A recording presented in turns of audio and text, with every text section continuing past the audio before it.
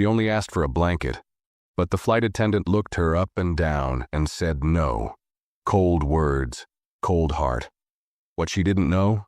That woman's daughter was sitting just a few rows behind, and she owns the airline. Before we start the story, comment below where in the world you're watching from today. And if you like stories like this, don't forget to subscribe for more and turn on the notification bell so you never miss an upcoming story. Margaret stepped onto the plane slowly, holding her worn leather purse in one hand and a small carry-on in the other. Her steps were careful, her posture graceful, though her eyes showed signs of age and long journeys. Her coat was buttoned neatly up to her neck, but the chill in the cabin still made her fingers curl tighter around the strap of her bag. She paused at seat 2A, glanced at her ticket, then sat down gently. The seat felt soft, the space wide, the quiet comfort of first class. She placed her bag beneath the seat in front of her and folded her hands on her lap, trying to settle in. Near the front of the cabin, the lead flight attendant, Brooke, watched from her post. She had a sharp uniform, polished shoes, and a face that always seemed to carry a shadow of impatience. Her eyes moved across the cabin until they landed on Margaret. Older, black, quiet, and alone. Brooke's gaze lingered, her expression unreadable. She tilted her head slightly as if something didn't fit. But she said nothing. Not yet. Margaret leaned back, pulled the thin blanket from the seat, and unfolded it across her knees. It barely reached. The cold air brushed against her ankles. She hesitated for a moment, then pressed the service button. It lit up with a soft ding. She waited, eyes still on her lap. Brooke arrived with a tight smile. Yes? Her voice was polite but cold. Margaret looked up with a small nod. Sorry to bother you. It's a little cold. Could I have an extra blanket, please? Brooke stared at her for half a second longer than necessary. We only give one per passenger, she said simply, then turned away before Margaret could say anything more. The older woman watched her walk down the aisle, her hands still folded neatly in her lap. She didn't sigh, didn't roll her eyes, didn't press the button again. She simply sat back and looked out the window. Across the aisle, a man in a dark gray suit, Grant, looked up from his phone. He'd seen what just happened, and for a moment his jaw tightened. But he said nothing. He lowered his eyes and tapped the screen again, pretending to scroll. 2 rows behind Margaret, someone else had been watching. Delilah, young, confident, dressed in black slacks and a cream blouse, her hair tied back into a low bun. She had a tablet in one hand, a phone in the other. She hadn't looked away once since Margaret asked for that blanket, and now her thumb moved quickly over the screen. A message was sent. No emotion crossed her face. She just set the phone face down on the tray in front of her and stared straight ahead. Brooke continued down the aisle, offering drinks, adjusting tray tables, smiling widely at the couple in 2C and 2D. Can I get you anything else? She asked them sweetly. Oh, absolutely, I'll bring you another one. She passed by Margaret again without a glance. Margaret stayed silent. Her hands remained still, her face calm, though something behind her eyes had changed. It wasn't anger, it was something else. Heavier, older, the kind of quiet built from years of moments like this. Small humiliations no one else seemed to notice. The plane doors closed. The captain's voice echoed gently through the cabin. The usual safety instructions played. Engines began to stir beneath the floor, but the real shift had already begun. And Brooke, still smiling, still handing out drinks and jokes, had no idea that the woman she had just dismissed had more power behind her than she could ever imagine. As the plane lifted into the air, Margaret sat quietly in her seat, eyes closed, her hands resting on the blanket folded neatly across her knees. She hadn't spoken another word since the flight began. Her calm didn't change, but something in the air around her had. It was the silence of someone who had seen too much, who had learned long ago that sometimes the best response was no response at all. Delilah remained in her seat 2 rows behind, not touching her drink, not watching the movie screen in front of her. Her eyes were fixed forward. She had seen how Brooke treated her mother. Because yes, Margaret wasn't just a random passenger. She was Delilah's mother. And this wasn't the first time she had watched her mother be treated like she didn't belong, but it was going to be the last. Delilah picked up her phone again and sent another message, this time to someone inside the airline's executive team. Simple. Director. Notify the captain. I want the flight supervisor in the cockpit in 5 minutes. Use my name. Brooke walked past again, this time glancing at Margaret just briefly. Still no request, no argument, no reaction. It bothered her. In a strange way, she had expected a little resistance. A comment, a complaint, something to justify the coldness she had shown. But the woman just sat there like none of it mattered. That silence started to press on Brooke's nerves. Near the cockpit, a chime rang. One of the co-pilots picked up the call, nodded once, and turned toward the captain. We just got a message from ground command. Delilah Monroe is on this flight. She's requesting immediate communication. The captain looked up sharply. Monroe, as in, the co-pilot nodded. Yes, that Monroe. The atmosphere inside the cockpit changed instantly. The captain adjusted his headset and opened the private channel. Get the lead attendant up here now.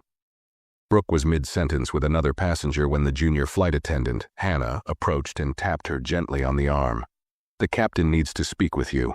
Right now. Brooke frowned. About what? Hannah didn't answer, just stepped back and motioned toward the cockpit. Passengers glanced up, sensing something shift. Brooke straightened her jacket and made her way to the front, heels clicking softly on the aisle floor. She had no idea who Delilah was. She had no idea she was being summoned not because of a safety issue, but because someone far above her had just started watching. As the door to the cockpit clicked shut behind her, Margaret remained in her seat, staring quietly out the window. She hadn't moved, hadn't spoken, but she already knew. Delilah was handling it, and Brooke had just walked into a storm. Brooke stepped into the cockpit, confused but trying not to show it. The captain didn't offer a smile. He didn't even stand. He simply looked at her with a calm, unreadable expression and said, Do you know who Delilah Monroe is? Brooke hesitated. No, sir. Should I? The captain leaned forward slightly.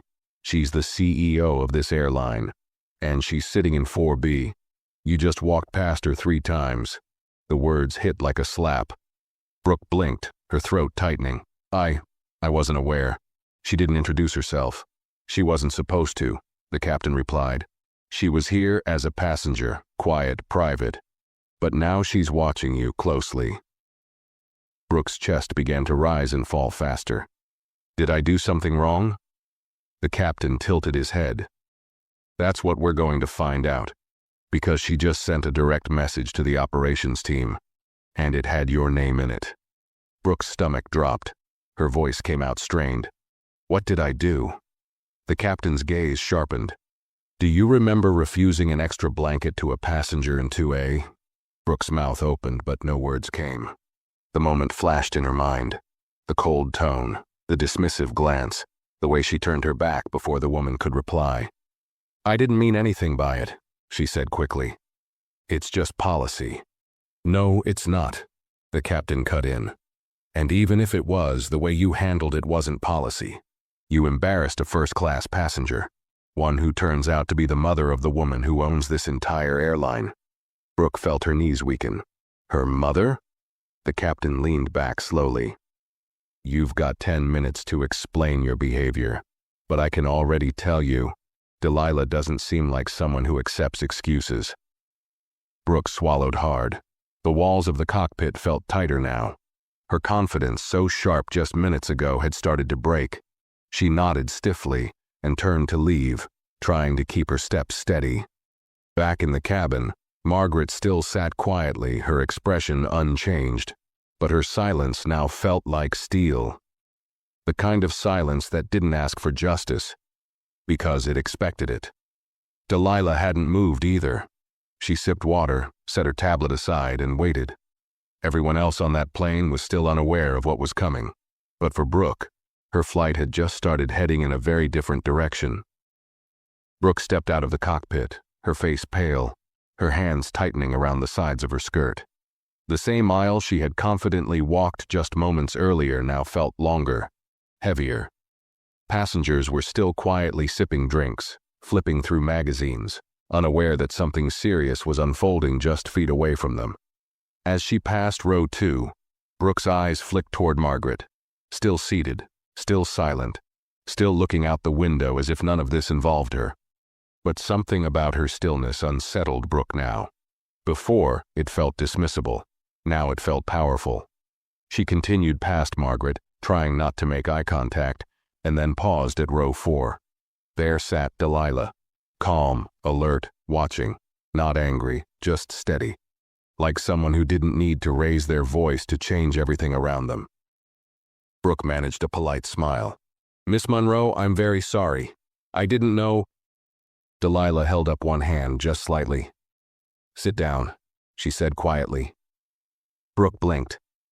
I'm still on duty, ma'am." Delilah didn't raise her voice. "I said sit down." The tone was enough to make a few passengers glance up. Brooke hesitated, then slowly slid into the empty seat across the aisle. Her spine was straight, but her hands were shaking slightly. Delilah leaned forward just a little.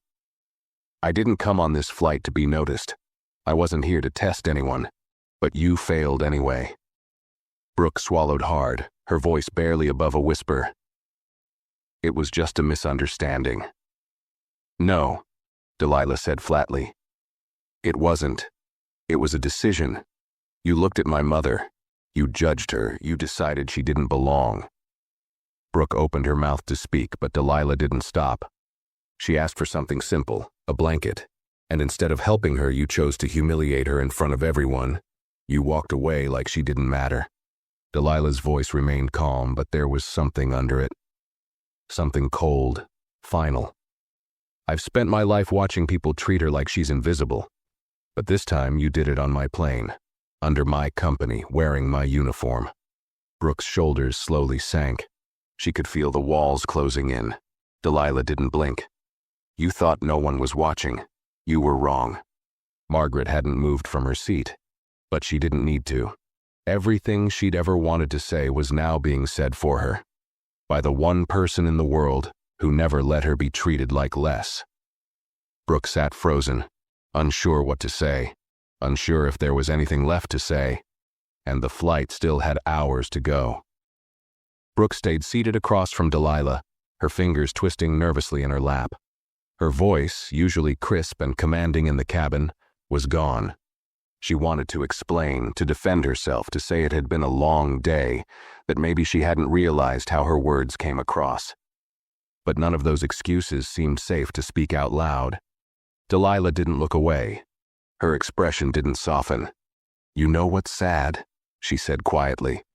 "If she had been loud, if she had raised her voice or caused a scene, you probably would have taken her more seriously.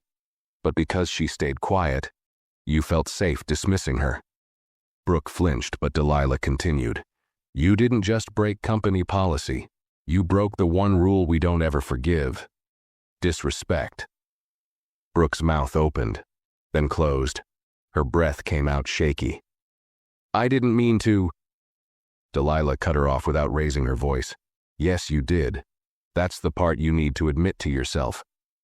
You saw an older black woman sitting alone in first class, and you assumed something didn't add up. You assumed she didn't belong." Brooke's throat tightened. It wasn't about race. Delilah's eyes sharpened. Then what was it about? Her age? Her clothes? The way she didn't try to impress you? Pick one. Either way, you saw her and made a decision, one that had nothing to do with her ticket or her manners or our policy. Around them, passengers were beginning to notice the tension. Some tried not to stare, others whispered softly, exchanging glances. The air had shifted in first class. Something heavy now hung between the rows, though no one dared speak it aloud. Margaret sat in her seat, still gazing at the clouds outside the window. Her face was calm, but her hands were folded tightly together in her lap. She could hear the quiet exchange between her daughter and the flight attendant. And though she said nothing, she knew every word was landing exactly where it needed to. Brooke leaned forward slightly, her voice trembling. "Please, I've worked for this airline for almost 9 years. I've had perfect evaluations. I've trained new staff. I've never been written up." Delilah nodded slowly. "And you thought that would protect you?" Brooke looked away. Delilah didn't. "That's the problem," she said. "You believed you were above consequences. You believed that kindness was optional. That policy could be used to cover bias." Brooke's lip quivered slightly. "I can apologize to her." "You should," Delilah said, "but not because you want to fix this.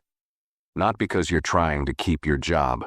You should apologize because you were wrong. And you should know, an apology doesn't cancel consequences." Brooke looked down, her voice barely a whisper. "Are you firing me?" Delilah leaned back in her seat. "Not yet, but the flight isn't over." Then she stood and walked down the aisle, leaving Brooke sitting there, small, quiet, and for the first time in years, powerless. Passengers watched Delilah pass, unsure exactly who she was, but sensing clearly that the balance of control in the cabin had shifted. She stopped at her mother's seat, placed a hand gently on her shoulder, and spoke softly. Margaret turned, looked at her daughter, and gave her the smallest nod, a signal between them, filled with unspoken understanding, and then Delilah returned to her seat. Brooke remained still, frozen in the same place, staring ahead at nothing, as the sound of the engines hummed beneath the rising tension in the air. What she didn't know, what she hadn't realized yet, was that this was just the beginning of her fall. The cabin settled into an uncomfortable quiet.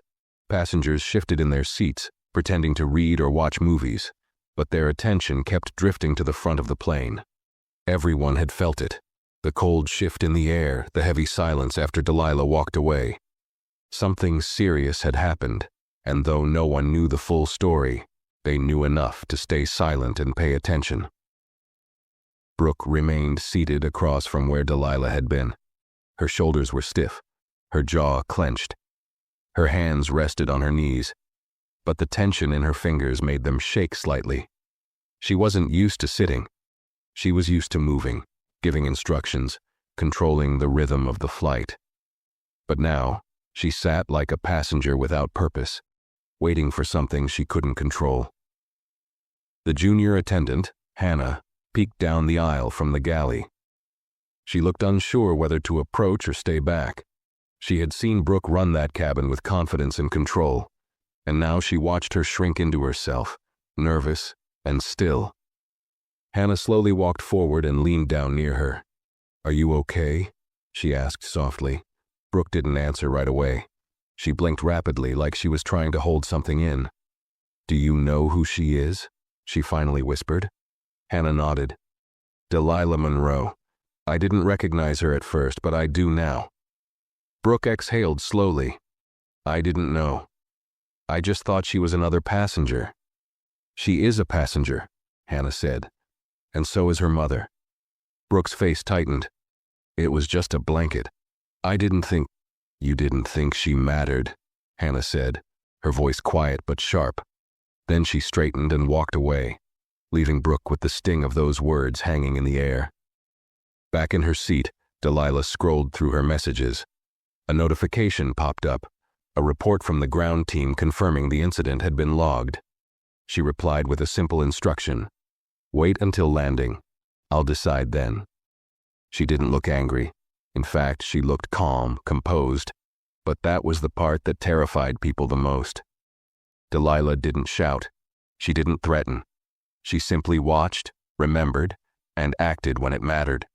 And everyone who had worked in the airline long enough knew, when Delilah got involved, things didn't end quietly. Margaret shifted slightly in her seat, pulling the blanket up to her waist again. She wasn't cold anymore. Not because the cabin had warmed, but because she could feel her daughter's presence behind her. A quiet shield. She didn't look back. She didn't need to. Across the aisle, the man in the gray suit, Grant, had stopped pretending to read. He watched Brooke from over his glasses. He had seen it all. The refusal, the way she turned her back on the older woman. And now, the result of that mistake unfolding in silence. He reached down and turned off the screen in front of him. Whatever movie he had picked wasn't going to be more interesting than what was happening right here. Brooke finally stood up, moving stiffly toward the front galley, trying to collect herself. She passed by Margaret, and for the first time their eyes met. Brooke hesitated. Her mouth opened slightly like she wanted to speak. But Margaret's gaze was steady, not angry, not hurt, but disappointed in a way that made Brooke's chest tighten. She looked away and kept walking. In the galley, she splashed cold water on her face from a bottle, trying to calm her nerves. Her hands trembled. This wasn't supposed to happen. She had been with the airline for almost a decade. She had memorized policies, trained new crew members, earned seniority. One mistake, one moment of coldness, and it was all slipping out of her hands. She looked down the aisle toward Delilah, who was now sipping water and reading from a folder in her lap. Calm, quiet, untouched by the storm she had already started. Brooke turned away, her heart pounding harder than it had in years. She had seen other crew members removed before. She had reported some herself, but this time she was the one being watched, judged, measured. And she knew. She didn't measure up. The flight wasn't halfway through. The seatbelt sign was off. The passengers were still, but the air inside the cabin kept getting heavier. Brooke leaned against the wall of the galley and closed her eyes. Because now she understood the truth. This wasn't just a mistake. This was the beginning of the end. The hours in the air felt longer than they ever had before. Every time Brooke tried to move about the cabin, she felt eyes following her. Some passengers looked at her with curiosity, some with judgment, and others with quiet pity. She wasn't used to being the one under the spotlight. Normally, she was the one correcting others, reminding them of protocol, keeping things in order. But now, she walked with forced calm, her hands clasped behind her back, her throat dry every time she passed row 2. Margaret hadn't said a single word since boarding. She hadn't touched the call button again. She just sat with her hands folded, her eyes drifting between the window and the seat in front of her. But she knew. She knew the effect her silence was having. It was louder than any complaint could have been. Her dignity hadn't moved. Her quiet had power, and now the entire crew was feeling it. Back in row 4, Delilah closed the folder on her lap and placed it carefully inside her carry-on. Her phone vibrated once. She checked the screen. A message from her assistant. Operations ready to receive report after landing. We're standing by. She didn't reply. She just locked the screen and placed the phone face down again. Delilah's eyes moved slowly over the cabin. She saw the nervous glances, the forced small talk, the way some passengers were pretending not to notice what was happening. But she also saw the change, the small, subtle shift.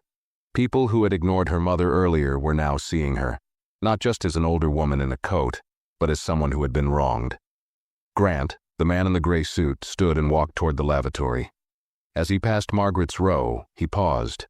Then he turned slightly and said in a quiet voice, "If you ever need another blanket, ma'am, I'd be happy to give you mine."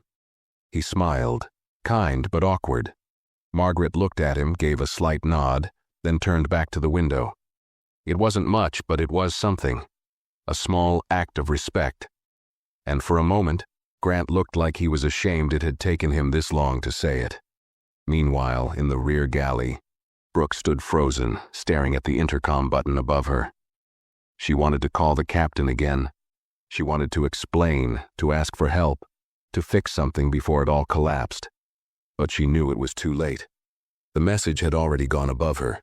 Her name had been spoken by someone whose name carried more weight than anything in the crew manual. There were no checklists for what came next. She looked at her reflection in the metal edge of the galley cabinet. Her eyes looked tired, older. Her usual poise was gone. The voice in her head that used to say, "You're in control." It had gone quiet, too. She remembered Margaret's eyes, the way they didn't blink when they met hers. It wasn't anger. It was history.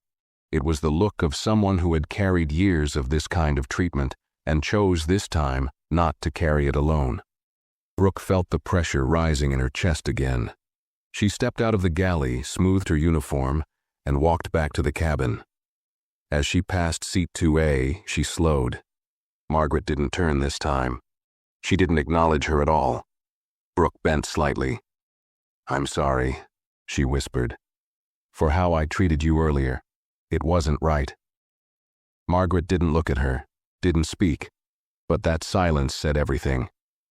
Brooke straightened and continued walking. It was the kind of silence that didn't need to forgive, the kind that didn't owe her anything. Delilah watched from her seat. She had seen it, the half apology, the quiet discomfort, the way her mother didn't respond. And she knew what it meant. Margaret didn't want revenge. She wasn't here to embarrass anyone. She had lived through worse. But Delilah, she had built an empire to make sure no one like her mother would ever have to live through it again. And now that empire was watching. The plane continued to cruise at 35,000 feet, but Brooke felt like she was falling. Each step she took toward the back of the cabin pulled her further from the job she had once loved, from the person she had once believed herself to be.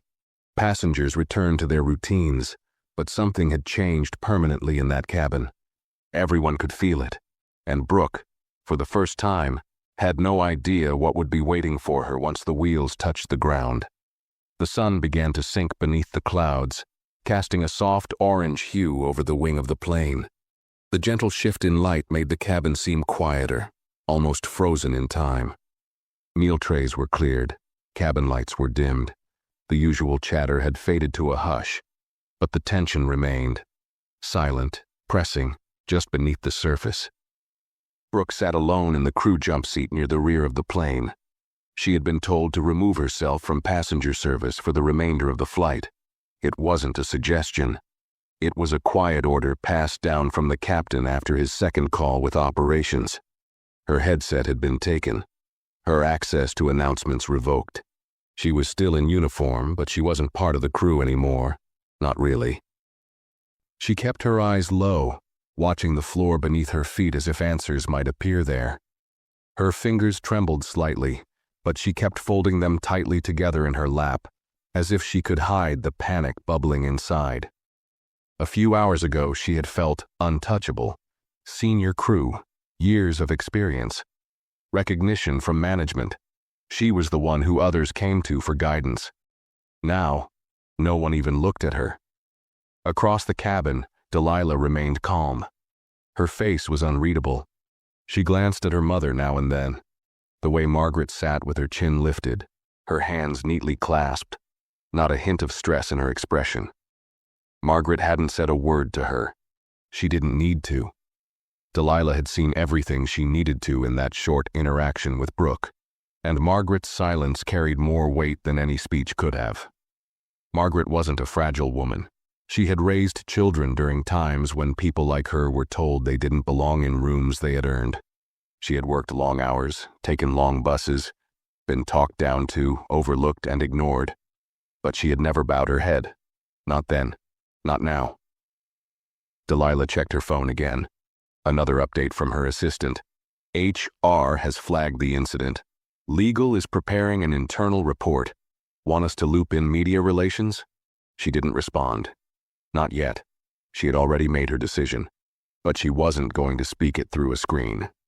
The captain's voice came over the intercom. "Ladies and gentlemen, we'll be beginning our descent shortly. Please fasten your seatbelts and ensure your tray tables are up." A few passengers stirred, stretching, adjusting their seats, the usual signs of a flight nearing its end. But for Brooke, that announcement wasn't routine. It was a warning. In the back of the plane, she could feel the shift. Something final was coming. She had been through landings hundreds of times, but this one felt different. Her career, her reputation, everything she had built. It was hanging in the balance. And she had no control anymore. Hannah walked past her without stopping. No eye contact, no conversation, just quiet distance. Brooke had once trained her, taught her how to handle difficult passengers, corrected her uniform when it was wrinkled. But now, Hannah moved like Brooke didn't exist, and maybe she didn't. not in the eyes of the company anymore. Back in row 2, Margaret calmly buckled her seatbelt. She smoothed the edge of her coat and took a deep breath, her face still serene. She had always handled people like Brooke with grace, never giving them the satisfaction of seeing her hurt. But this time, something was different. This time, her daughter had power. Delilah leaned forward, fastening her own seatbelt, then glanced at the forward galley. 2 uniformed ground staff had just stepped into the cabin from the jet bridge, visible through the tiny window in the locked door. They weren't there for routine work. She knew why they had come. She looked toward the rear of the plane where Brooke sat, unaware of who was waiting beyond that door. Still staring at the floor, still hoping that maybe, just maybe, she could talk her way out of it. But Delilah knew better. This wasn't about revenge, it was about accountability. And the moment the wheels hit the ground, everything Brooke thought she still had would be taken from her, just like she tried to take someone's dignity without saying a single cruel word. The plane dipped lower, the cabin rumbled softly, and Brooke closed her eyes, not from exhaustion, but because she knew something was coming, something she couldn't stop. The landing gear lowered with a low mechanical hum, and the cabin filled with that familiar soft vibration as the aircraft began its final descent. But for Brooke, each shift of the engine felt like a countdown. The sound that once signaled routine was now the drumbeat to the end of something she couldn't get back. She sat frozen in her jump seat, belt fastened tight, hands clenched in her lap. Her gaze stayed fixed on the bulkhead wall in front of her, but her thoughts were spinning so fast she couldn't hold on to any one of them. Her mouth was dry. Her chest felt tight. She had run through a dozen versions of what she would say once the plane landed, but none of them seemed strong enough to change what was already in motion. The captain's voice came back, calm and professional. "Welcome, everyone, to our destination. Local time is 6:42 p.m.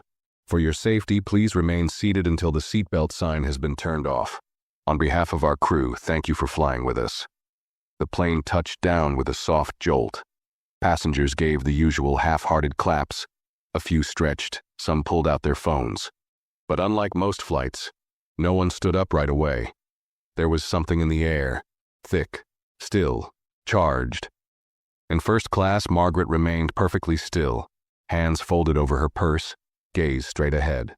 She wasn't rushing to deplane. She wasn't even looking at her daughter. She just sat, proud and silent, as if she already knew what would happen next. Delilah unlocked her seatbelt and stood slowly. She didn't rush to grab her things. Instead, she pulled out her phone and sent one final message. Then she placed it in her pocket, turned slightly, and waited. The front door of the aircraft opened with a sharp click.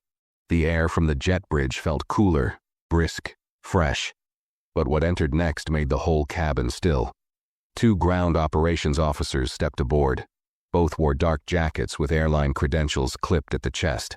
Behind them stood a woman in a gray blazer holding a folder, and a security officer in plain clothes. Their steps were firm, deliberate, practiced. Not a single sound came from the first-class cabin as passengers watched them enter. Hannah looked toward the back of the plane where Brooke sat. She didn't say anything. She didn't have to. The silence between crew members now carried more than any announcement could. The uniformed officers walked directly toward the rear without glancing at anyone else. Passengers parted slightly as they passed, some shifting to the side, others pretending to be focused on overhead bins, but their eyes kept flicking back. When they reached Brooke, she didn't look surprised. She looked defeated. Slowly, she stood, straightened her uniform with trembling hands, and nodded without being asked. The woman in the blazer spoke first, her voice low but firm. "Miss Carter, you're being escorted to the operations office for review of an incident that occurred during this flight. Please bring your personal belongings." Brooke swallowed, her voice caught. "Can I speak with someone first?" The woman shook her head. "That time has passed." Brooke reached up, pulled her suitcase from the crew storage, and turned. She walked the length of the cabin slowly, aware of every eye that followed her. No one whispered now. No one offered her a kind smile. There was no pretending anymore. Her removal was happening in full view. As she passed Margaret's row, she hesitated. Her eyes landed on the older woman for just a second. She opened her mouth, maybe to apologize again, maybe to explain. But Margaret didn't even glance at her. She continued staring ahead, hands still folded, face still calm. That silence once again cut sharper than anything Brooke had ever felt. Brooke turned her head and kept walking. The weight of the moment crushed down on her shoulders with every step. Delilah stood near the front, arms folded. She didn't smirk, she didn't gloat. She simply nodded at the woman leading the escort, then stepped aside. Brooke paused just for a second, facing Delilah now, the woman whose name she hadn't known, whose face she had passed without notice. Now, she would never forget it. "I didn't know," Brooke whispered. Delilah looked at her without blinking. "That's the problem." Brooke felt her throat tighten. Her hands trembled as she followed the officers down the jet bridge, her steps heavy and slow. The door closed behind them. The remaining passengers exhaled, some quietly murmuring. The tension hadn't left, but now it had somewhere to go. Margaret finally turned toward her daughter and gave her a quiet look. Not proud, not relieved, just understood. Delilah gave a slight nod and sat back down. Outside the plane, Brooke walked the long hallway toward a private terminal door. No passengers followed. No crew walked beside her. It was just her, and the silence she had created for herself. She could still feel the plane behind her, the quiet judgment of people she didn't know, the silence of the one woman she couldn't forget. And she knew, even without hearing it said, that her life was about to change forever. Not because someone powerful wanted revenge, but because someone quiet had finally been seen. The hallway outside the plane felt longer than it had ever been. Brooke walked slowly between the two ground security officers, the soft scuff of her shoes the only sound echoing off the sterile white walls. She didn't ask questions. She didn't try to explain. The words had dried up somewhere between the cabin and the gate, along with the last shreds of pride she was still holding onto. She thought of her last few flights, all the time she had taken command of difficult situations, solved passenger disputes, kept the crew in line, enforced the rules. She had always been the one in charge, the one who knew what to say. But now she was walking like a trainee who had failed her first test. And she hadn't failed because she didn't know the rules. She had failed because she thought she was above them. They reached a side corridor near the operations office, a quiet area away from the usual airport noise. A sign overhead read, "Crew access only." It wasn't a place passengers ever saw. It was meant for internal matters, situations that didn't need public attention. But this time, it didn't matter. Everyone on that plane had already witnessed enough. A woman stood waiting by the office door, mid-40s, smartly dressed, holding a thin folder in her hand. Her name badge read, Rebecca Lynn, Senior Flight Supervisor. Her expression was unreadable. She had reviewed dozens of incidents in her career, misconduct, delays, even mid-air emergencies. But this one was different. This one had come from the very top. "Miss Carter," Rebecca said without looking up from her folder. "Come with me." Brooke followed silently into a small conference room. It was clean, cold, and quiet. Just a table, 2 chairs, and a frosted window that faced nothing. The walls felt like they were closing in. She sat stiffly, waiting for Rebecca to speak, her hands clasped tightly in her lap to keep them from shaking. Rebecca sat down, opened the folder, and flipped through several pages. Then she looked up, her tone flat. "You've been with us how long?" "Almost 9 years," Brooke replied, her voice small. 9 years, Rebecca repeated, like she was measuring the weight of it. "No major write-ups, 3 internal awards, and senior status." She closed the folder slowly, which makes what happened today even more disappointing. Brooke's mouth went dry. She tried to keep her voice steady. "I made a mistake. I know that. But Rebecca raised a hand. "This isn't a conversation. I'm not here to ask for your side. I've already received the flight report, the security log, and a personal statement from Miss Monroe. Brooke's heart skipped. She submitted a statement? Rebecca's eyes didn't waver. She owns the airline. She doesn't need to submit anything. Her word is enough. Silence settled in the room. Brooke could hear her own heartbeat.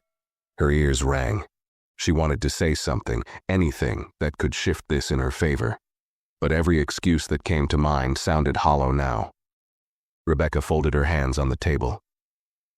Do you remember what you said to the passenger in 2A? Brooke nodded slowly. She asked for an extra blanket. I told her it wasn't allowed. And did you say it that way? Brooke hesitated. Number I was short with her. I didn't think. That's the problem, Rebecca said, her tone sharp now. You didn't think. You didn't stop to wonder why she asked. You didn't question whether you could make an exception. You saw her, judged her, and dismissed her. Brooke looked down. I didn't know she was related to anyone important. Rebecca stared at her for a long moment. And if she hadn't been? The question cut deeper than any lecture. Rebecca leaned forward slightly. You're not in this room because you embarrassed the owner's mother. You're in this room because you treated a passenger without kindness, without fairness, and without a second thought. The fact that she was connected to Delilah Monroe only made it visible. But even if she hadn't been, what you did would still be wrong. Brooke felt something shift in her chest, something sharp and painful. Because deep down she knew that was true. If Margaret had just been another elderly black woman traveling alone, she would have gone unnoticed. Her request dismissed, her discomfort ignored. And Brooke wouldn't have thought about it again. Rebecca reached for a final sheet of paper. This is your termination notice, effective immediately. You will not return to active flight duty. Your name is being added to the conduct watch list, and a permanent record of this incident will be shared with partner airlines. Brooke's lips parted slightly. So I'm done? Rebecca's answer was simple. Yes. The final word felt like the closing of a door, not just on her job, but on everything she had built over nearly a decade. She had climbed the ranks, earned trust, led teams, and in one careless moment she had thrown it all away. She reached for the pen and signed the form with a shaking hand. Rebecca took it back without another word. You'll be escorted to collect your belongings, she said, and then to the exit. Brooke nodded, eyes burning. Rebecca stood, opened the door, and motioned for the officers. Brooke followed them out, her head lowered, her hands limp at her sides. She passed familiar halls, familiar faces, some looking at her, some looking away. All of them knew. Her badge would be deactivated before she even left the building. Her name would be wiped from the internal roster, and every airline that mattered would already have her flagged.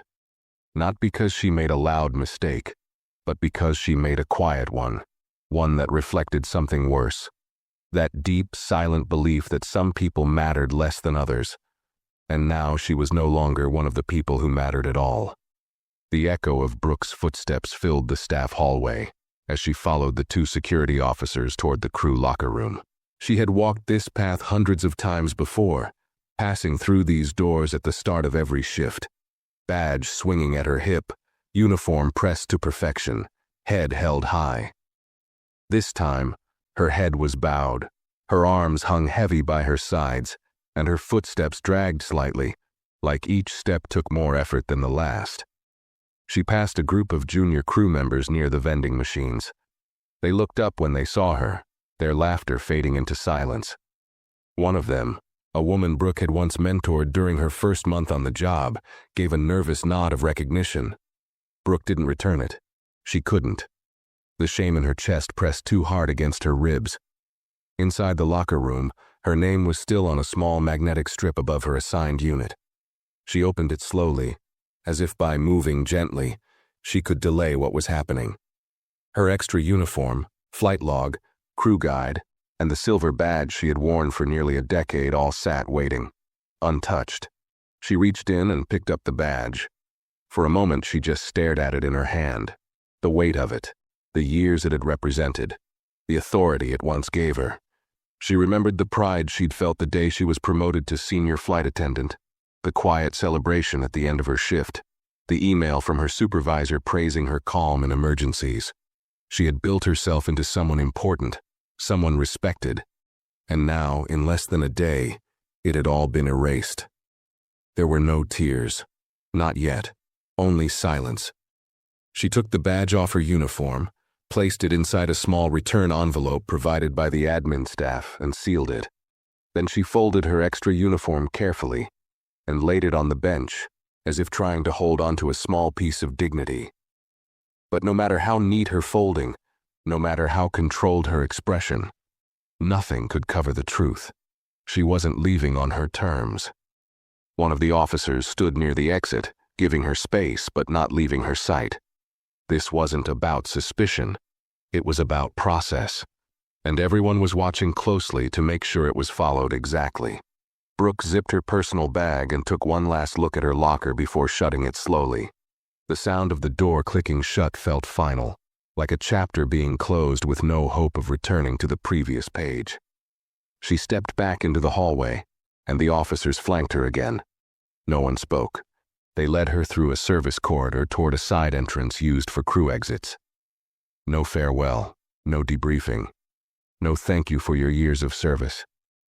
Just cold fluorescent lights and the hollow echo of her footsteps. As they neared the exit, a tall window offered a view of the main terminal. She could see passengers walking freely, laughing, arguing over baggage, waiting for their rides. Among them were people she had once looked down on. She had thought she stood above the crowd, part of the polished crew who moved through secure doors and private lounges. But now she was just another person walking out with no job, no clearance, and no way back. And then she saw them. Delilah and Margaret stood near the VIP pickup lane, a black sedan already waiting with the rear door open. Delilah was helping her mother into the car, her movements calm and respectful. Margaret didn't glance toward the terminal. She didn't need to. Her message had already been delivered. Delilah closed the door gently and turned toward the glass, not expecting to see Brooke, but seeing her nonetheless. Their eyes met across the distance. For a second, no one moved. Brooke didn't wave. She didn't mouth an apology. She simply stood there, bag slung over one shoulder, eyes heavy with regret. Delilah held her gaze, then gave the faintest nod, not of forgiveness, but of finality. Then she turned, stepped into the car, and pulled the door shut behind her. The sedan rolled forward, smooth and quiet, leaving Brooke standing alone behind the glass. She walked through the final door of the airport, not the exit reserved for passengers, but a side gate marked staff only, authorized personnel beyond this point. She didn't belong beyond that point anymore. The door shut behind her with a mechanical click. Outside, the city lights had begun to shimmer. The sky was dark, the wind light, the streets alive with people heading home from work. But Brooke had nowhere to go. She stood near the curb, blinking against the cool breeze, unsure whether to call a ride or keep walking. She reached into her coat pocket, pulled out her phone, and opened her contacts list. Dozens of familiar names stared back at her. Co-workers, supervisors, training leads, crew coordinators. All people she had worked with, dined with, laughed with. She tapped on a few, sent short messages. "Can we talk? I need to explain. This isn't what it looks like." One by one they were read, and not a single one replied. She tried calling, straight to voicemail. Then she tried one final number. A friend from another airline, someone she had once spoken to proudly about switching careers, climbing the ladder. The voice on the other end answered, quiet and distant. "I'm sorry. I heard what happened. I don't think I can get involved." Click. Brooke stared at the screen. Her fingers hovered for a second, then dropped to her side. Her phone screen dimmed, then turned black. She stood alone on the edge of a world she used to command. Not because of an accident. Not because someone set her up, because she thought a woman like Margaret didn't belong. And now, it was Brooke who didn't belong. In the uniform, in the company, in the sky. Her power was gone. Her name erased, her legacy rewritten by a single moment of coldness. Brooke stood outside the airport doors, motionless as crowds buzzed past her. Families reunited with hugs, business travelers checking their watches, taxi drivers holding signs with names. Everything was moving. Everything except her. For a moment, she didn't even feel the cold. Her mind had disconnected from her body, like she was watching herself from the outside, watching the woman who had once strode through airports with authority, now standing in the wind with nowhere to go, nowhere to report, no one to call. She clutched the strap of her bag tighter, more for balance than comfort. Her knees felt weak, but she wouldn't sit down. Not here, not like this. She stepped off to the side near the edge of the curb, away from the arrivals lane. The airport she had called home for nearly a decade stood behind her, glowing under fluorescent lights. But it didn't feel familiar anymore. It felt foreign, unwelcoming. She wasn't part of it now. She was just another person standing outside the glass. Her phone buzzed again, a notification from the internal employee app. She opened it instinctively. A red bar flashed across the screen. Access denied. Your profile has been deactivated. Contact HR for questions. Brooke stared at it for a long time, then closed the app and turned off the phone completely. It was useless now. The connections she had spent years building, co-workers, captains, base managers, they would all see the termination memo by morning. It wouldn't just say she was fired. It would say why. And in aviation, reputation spread faster than flight schedules.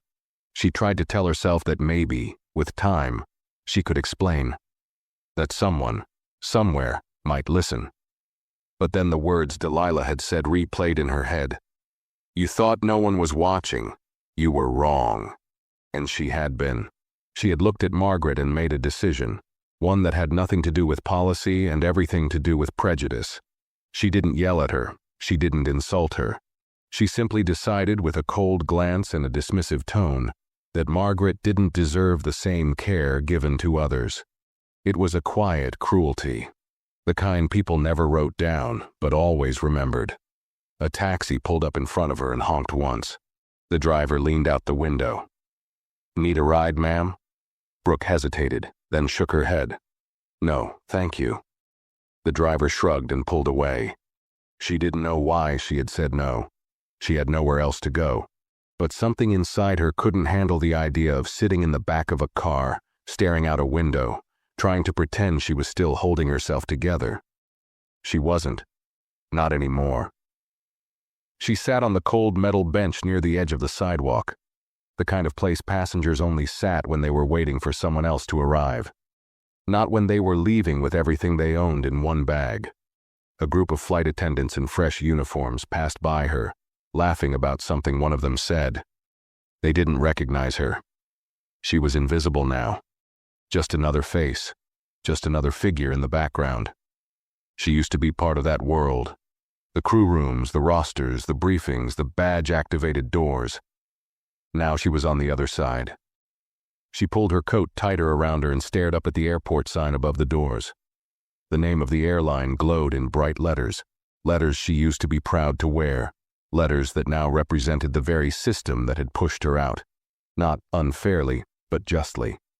For years, Brooke had believed seniority meant safety.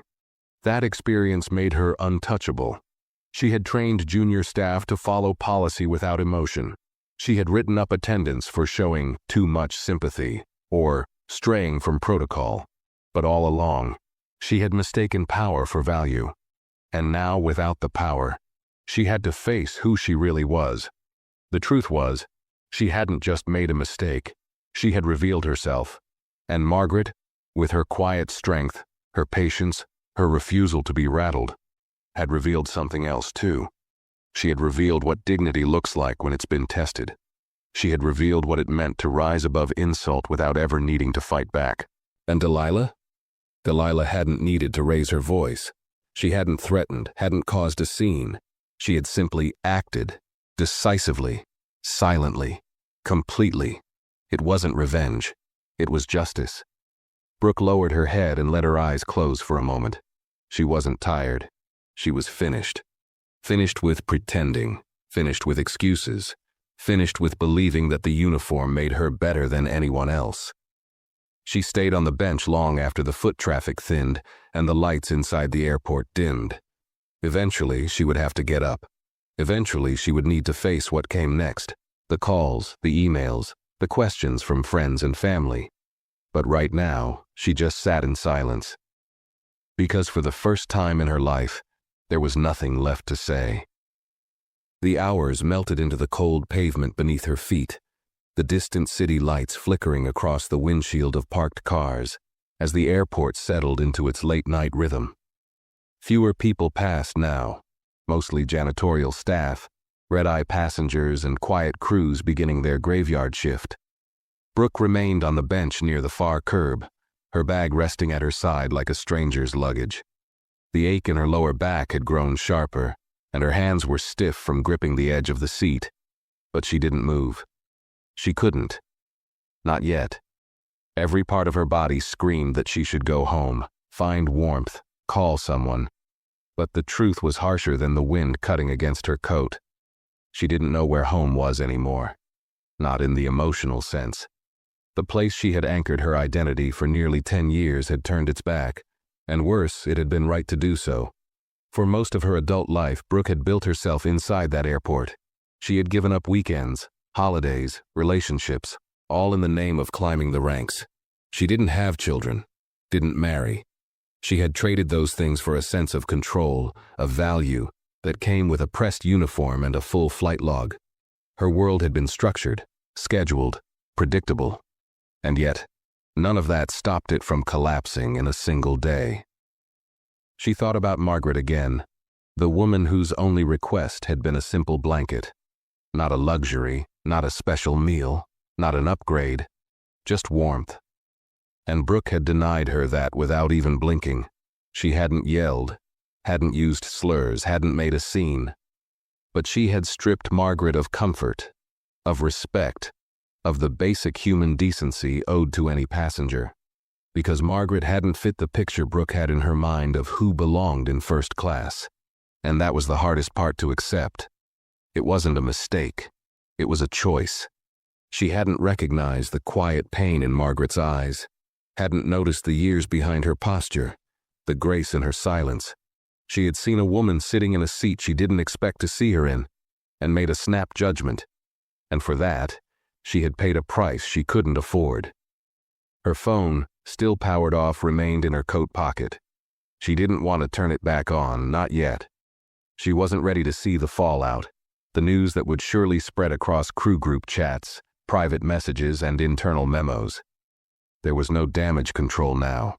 Her name was already sinking in the industry. A car pulled up to the curb, not a rideshare or a taxi, but a sleek black SUV. The back window rolled down slowly, and for a moment, Brooke's heart skipped. She sat up straighter, unsure why, unsure who. It was Delilah. She sat inside the car with the window down halfway, her face calm, eyes unreadable. She said nothing at first, just looked at Brooke. That same quiet, composed stare that had dismantled Brooke's defenses earlier without needing to shout. Brooke stood slowly, unsure whether to approach.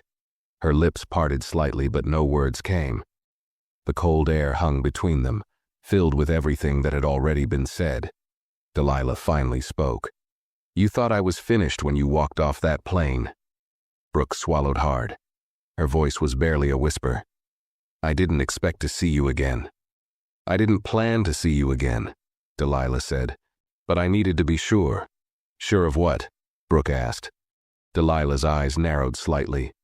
"That you understood what really happened. That you don't just feel punished, but that you understand why." Brooke looked down. "I do." "Do you?" Delilah's voice didn't rise.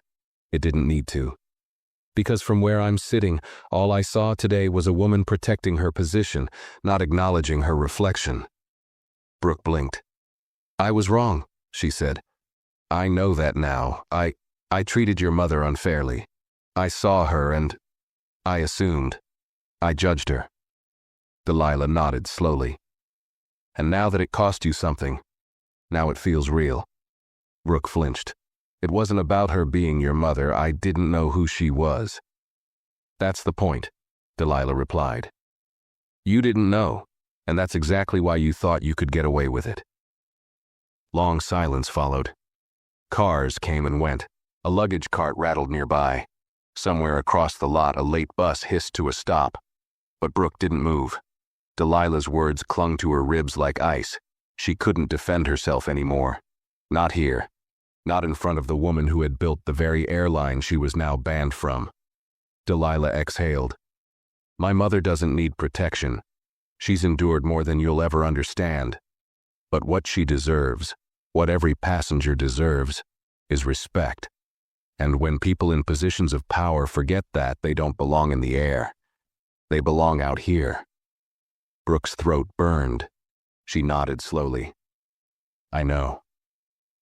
Delilah gave one last look. I didn't ask for you to be humiliated. I asked for you to be reminded. Brooke said nothing. The window rolled up. The SUV pulled away. Brooke stood there a few seconds longer, watching the car fade into the distance, its taillights glowing red against the wet pavement. And when she finally sat back down on the bench, the weight in her chest had shifted. The shame remained, but something else had settled in. Not anger, not bitterness. Understanding. Real, painful, unmovable understanding. Because Delilah had been right. This hadn't been about punishment. It had been about truth. And Brooke had just been forced to see it, one layer at a time. Brooke remained seated on the bench long after the SUV had disappeared into the blur of traffic. The hum of tires against pavement faded. The wind tugged at the collar of her coat, and overhead, a plane lifted into the night sky, its lights blinking against the darkness. A world she once belonged to, now drifting further away. The silence returned, heavier this time. Not the kind of silence she had used to avoid accountability, but the kind that demanded it. She leaned forward slowly, resting her elbows on her knees, fingers laced tightly. Her body ached. The cold had settled into her bones. But what hurt more wasn't the weather or the loss of her job.